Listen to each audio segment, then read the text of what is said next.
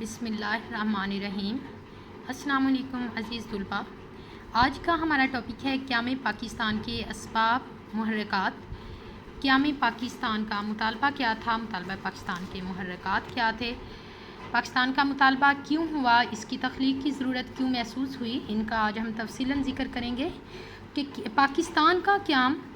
کسی حادثے کا نتیجہ نہیں بلکہ ایک طویل اور ارتقائی عمل کی پیداوار ہے۔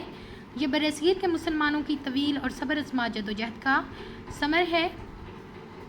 اور مسلمانوں سے پہلے جتنی بھی قومیں ہندوستان میں آئی وہ ہندو تہذیب میں جذب ہو گئی تھی، لیکن مسلمان واحد قوم تھی جنہوں نے اپنی انفرادیت کو برقرار رکھا۔ مغلوں کے زوال کے باعث انگریز برصغیر پہ قابض ہوئے تو بھی ہندوؤں اور انگریزوں نے مسلمانوں کو جب ختم کرنے کی ہر ممکن کوشش کی، ہر شعبہ زندگی میں انہیں پیچھے دھکیلنے کا زور کیا، تو 1857 کی جنگ آزادی کے بعد بھی تو ان پہ مصیبتوں کے پہاڑ ٹوٹ پڑے، لیکن انہوں نے اپنی جدوجہد جاری رکھی، اور انگریزوں کے جو جانے کے بعد ہندوؤں نے انہیں مستقل طور پہ غلام بنانے کے چکر میں تھے، انہوں نے ایک الگ وطن کا مطالبہ کیا۔ اور یہ مطالبہ کیوں کیا گیا تھا، اس کی ضرورت کیوں محسوس ہوئی تھی؟ اس کے پیچھے بہت سی وجوہات ہیں کہ اسلامی ریاست کے قیام کی آرزو تھی، فرقہ وارانہ فسادات تھے، معاشرتی حالات تھے، مسلم زبان کی ثقافتیں تھیں، دو قومی نظریہ تھا، ملی تشخص کی بقا، متعصب ہندو تحریکیں جسے فرقہ وارانہ فسادات بھی کہہ سکتے ہیں ہم، ہندو مسلم فسادات بھی تھے، مسلم مفادات کی مخالفت بھی تھی، سماجی دباؤ، معاشی اردو زبان کا تحفظ تھا، کانگریس دور کے مظالم جو 2 سال کے تھے وہ بھی تھے، اتحاد عالم اور اسلام میں عالم کا مرکز بھی تھا، ایک اسٹیٹ چونکہ ہمیں ایسی ہونی چاہیے۔ تو سب سے پہلے کیا تھا کہ مین جو اس کے لیے ہمیں ریزن کیا تھی، کیوں ہم نے یہ ملک حاصل کرنا تھا، تو اس کے لیے تھے کہ اسلامی ریاست کے قیام کی آرزو تھی کہ اسلام ایک مکمل ضابطۂ حیات ہے جو ہر شعبہ زندگی میں انسان کی رہنمائی کرتا ہے۔ اس میں اسلامی ریاست کے بارے میں تمام رہنما اصول بھی موجود ہیں، اور مسلمان برصغیر کی یہ درینہ آرزو بھی تھی کہ انہیں ایک ایسا خطہ سرزمین میسر آ سکے جہاں وہ قرآن و سنت کی روشنی میں زندگیاں گزار سکیں اور وہاں پہ مکمل اسلام نافذ کر سکیں، اور جہاں قانون کی حکمرانی ہو اور زندگی جو ہے وہ عدل و انصاف کی بہاروں سے مزین ہو۔ بقول قائد اعظم کہ ہم نے پاکستان کا مطالبہ زمین کا ٹکڑا ایک حاصل نہیں کیا بلکہ ہم ایک ایسی تجربہ گاہ حاصل کرنا چاہتے ہیں جہاں اسلام کے اصولوں کے مطابق زندگیاں گزار سکیں۔ دو قومی نظریہ کیا تھا کہ اسلام میں قومیت کی بنیاد پہ رنگ و نسل اور زبان وطن پہ نہیں بلکہ مذہب پہ ہے، اور یہی وجہ ہے کہ برصغیر میں صدیوں تک ہندوؤں کے ساتھ رہنے کے باوجود مسلمانوں نے اپنے جداگانہ تشخص کو برقرار بھی رکھا، اور دو قومی نظریہ کا اصل محرک اس ملک کا یہی تھا کہ حضرت، اور اس کی اگر دیکھا جائے بیک گراؤنڈ کے دو قومی نظریہ کی بنیاد کس نے رکھی،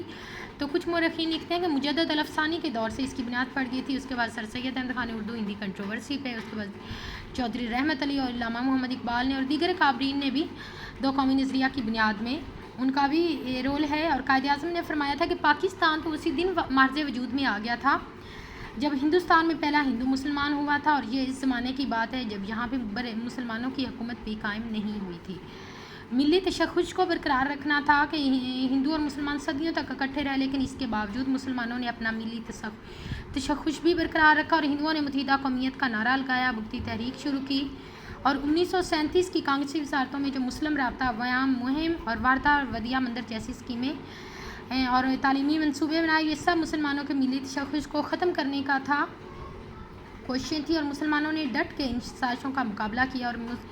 انہوں نے محسوس کیا کہ مستقل بنیادوں پہ ملی تشخص کے بقا کے لیے ہمیں ایک ملک کے قیام کی ضرورت ہے۔ متعصب ہندو تحریکیں جو تھی، 1857 میں دیانت سرسوتی نے آریہ سماج قائم کی، جس کا نعرہ تھا کہ ہندوستان صرف ہندوؤں کے لیے ہے۔ بندے ماترم جیسے مسلم دشمن گیت مارز وجود میں آئے۔ پنڈت مدن موہن مالویہ نے 1921 میں ہندو محاسبہ قائم کی، جس کی بنیاد پہ مسلم دشمنی پہ رکھی گئی شودی اور سنگٹن جیسی تحریکوں نے جنم لیا، جن کا مقصد مسلمانوں کو زبردستی ہندو بنانا تھا، اور مسٹر تلک جیسے ہندو انتہا پسند جو تھے وہ میدان میں آ گئے، اور ان حالات میں مسلمانوں نے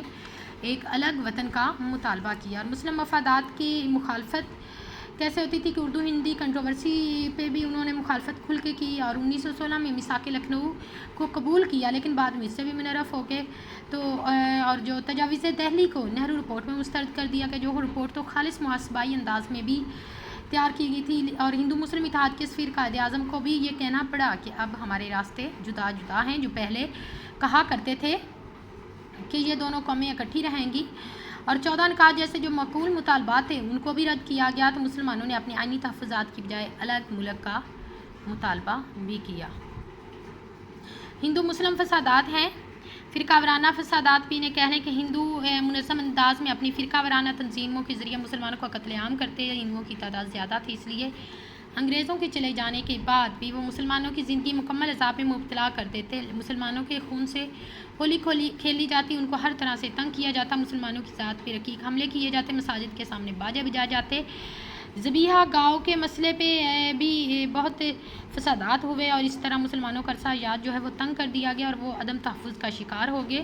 اور تب انہیں ضرورت محسوس ہوئی کہ ان کے پاس ایک الگ آزاد وطن میسر ہونا چاہیے ان کو۔ اور سماجی دباؤ جو ہے، ہندو خود کو اعلیٰ اور برتر قوم تصور کرتے، مسلمانوں کو ادنا اور ملیچ اور ناپاک خیال کرتے۔ اگر کوئی مسلمان ان کے گھر میں چلا جاتا تو وہ اس کو اس بعد میں گائے کے گوبر اور پیشاب سے پاک کرتے تھے۔ جو یہ حرکات ایک اعلیٰ تہذیب و تمدن اور حکمرانی کی شاندار روایات رکھنے والی قوم کس طرح برداشت کر سکتی تھی، اور ان کے ساتھ متحدہ ہندوستان میں اچھوت بن کے زندگی گزار سکتے، وہ کیسے اس طرح ہو سکتا تھا جو ان کو گوارا نہیں تھے، اور انہوں نے ایک الگ وطن کا مطالبہ بھی کیا۔ معاشی دباؤ کیا، معاشرتی حالات کیا تھے کہ انگریزوں کی آمد کے بعد مسلمان معاشی طور پہ بدحال ہو گئے تھے، اور ہندو انگریز حکمرانوں کی سرپرستی میں صنعت و حرفت اور تجارت پہ چھا گئے، اور ان کا معاشرتی مقام ہندوؤں کے مقابلے پہ بہت کم ہوگا۔ مسلمان سیاسی آزادی سے بھی محروم رہتے اور معاشرتی طور پہ ہندوؤں کی مستقل غلامی کا شکار ہو جاتے، اس لیے ایک مصنفانہ ماحول اور مساوات پہ مبنی نظام کی تکمیل کا خواب پورا کرنے کے لیے جداگانہ ایک اسٹیٹ کی ضرورت تھی۔ زبان کا تحفظ ہے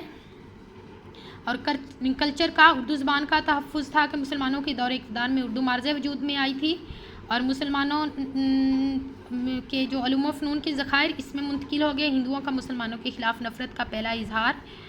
اردو ہندی تنازع کی صورت میں ہوا، اور ہندوؤں نے انگریزی حکومت کے زیر سایہ اردو کو مٹانے اور ہندی راج کرنے کی کوشش کی، اور بقول سر سید دونوں قوموں کی راہیں جدا تھی۔ یہ اردو ہندی کنٹروورسی کے موقع پہ سر سید احمد خاں اور 1937 کے کانگریسی وزارتوں میں بھی جب کانگریس کو وزارتیں ملی تو تب بھی انہوں نے کوئی کسر نہیں چھوڑی، انہوں نے اردو کی بجائے ہندی نافذ کرنے کی بھی بھرپور کوشش کی۔ کانگریسی دور کے مظالم ہے کہ 2 سال میں 1937 سے 39 تک کانگریس کو واضح کامیابی ہوئی، انہوں نے حکومت قائم کی، تو اس دوران انہوں نے مسلمانوں کو نقصان پہنچانے میں کوئی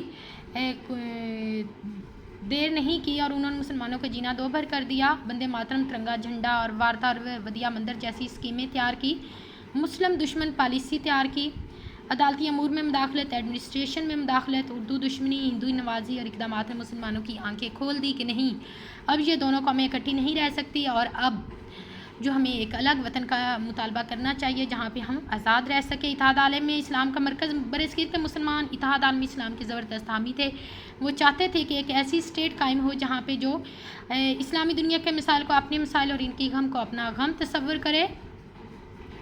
اور طرابلس اور بلقان کی جنگوں میں برصغیر کے مسلمانوں نے سامراجی قوتوں کے خلاف آواز اٹھائی، اور تحریک خلافت میں ان کی قربانیاں اپنی مثال آپ ہیں۔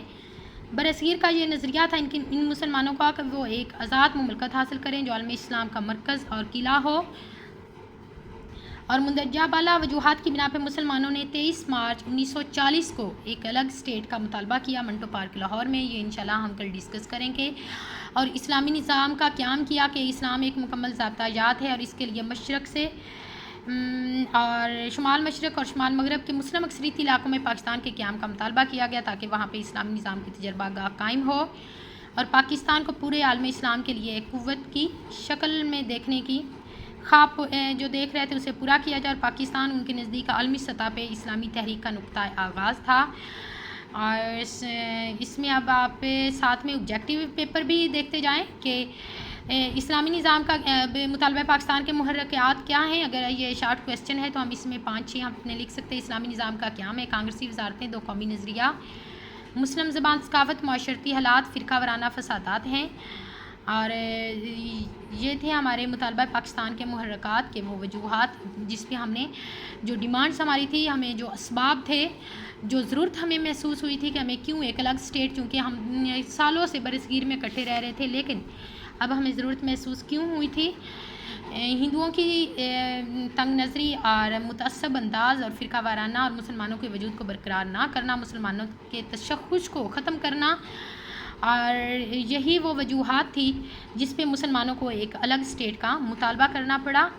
تو اسی کے ساتھ ہمارا آج کا ٹاپک جو ہے یہ ختم ہے۔ انشاءاللہ کل ہم اپنا اگلا ٹاپک کریں گے۔ اللہ حافظ۔